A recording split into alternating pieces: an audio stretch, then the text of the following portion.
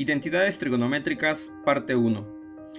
De este triángulo rectángulo que está aquí, ustedes saben que esta diagonal es conocido como la hipotenusa y los lados que tienen un ángulo recto son conocidos como catetos. Ahora, si definimos este ángulo en este vértice, este lado se conocería o se conoce como el cateto adyacente y este otro lado con respecto a este ángulo sería el cateto opuesto. Así que de este triángulo rectángulo de teorías trigonométricas se sabe que el seno de x es igual al cateto opuesto sobre la hipotenusa, es decir, la distancia de este lado sobre la distancia de este otro lado del triángulo rectángulo, y el coseno de x estaría dado como el cateto adyacente, que sería este lado, entre la hipotenusa del mismo triángulo rectángulo. De estas identidades, que son identidades trigonométricas, se puede definir lo que es la tangente de x, que es otra identidad trigonométrica, y lo podemos ver de esta manera como el cateto opuesto sobre el cateto adyacente, o bien como el seno de x sobre el coseno de x. De estas identidades trigonométricas podemos encontrar de manera inmediata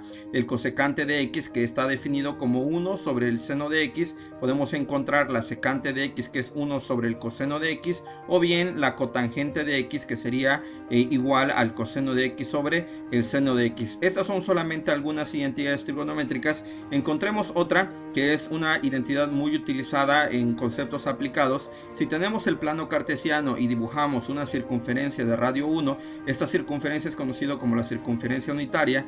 Identificamos un punto sobre la circunferencia, supongamos que el punto está por aquí, así que este punto x, y significa la distancia que hay desde el origen sobre el eje de las x hasta este punto, sería la distancia del eje x, y la distancia que hay de este punto hacia este otro punto, esa altura o esa distancia sería la distancia que le correspondería a la variable y o a la ordenada.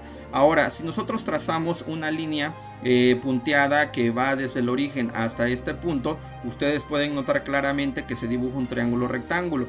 Al dibujarse ese triángulo rectángulo podemos definir un ángulo de inclinación con respecto al eje x positiva hasta llegar a esta línea punteada.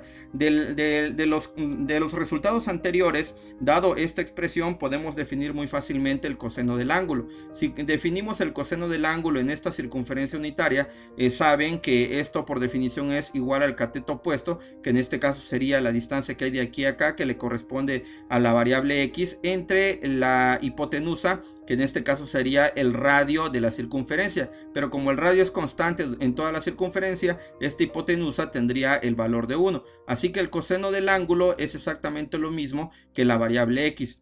De manera similar, si definimos al seno del ángulo, el seno del ángulo estaría dado por el cateto opuesto, que sería la variable y, entre la hipotenusa, que sigue siendo el mismo valor de 1. Así que definimos también el seno del ángulo como la variable y. Si utilizamos ahora el teorema de Pitágoras, que nos indica que la suma de los cuadrados de los catetos es igual al cuadrado de la hipotenusa, que está dado como este resultado, podemos sustituir aquí lo que acabamos de encontrar, x como el coseno del ángulo y y como el seno del ángulo. Esto resultaría esta nueva identidad trigonométrica, dado como el coseno cuadrado del ángulo más el seno cuadrado del ángulo. Este resultado siempre es igual a 1. Ahora, si reemplazamos el ángulo θ por la variable x solamente por conveniencia, por resultados posteriores, esta identidad se puede escribir de esta manera, como el coseno cuadrado de x más el seno cuadrado de x igual a 1. Esta es una de las identidades muy utilizadas y que podemos aprender muy fácilmente.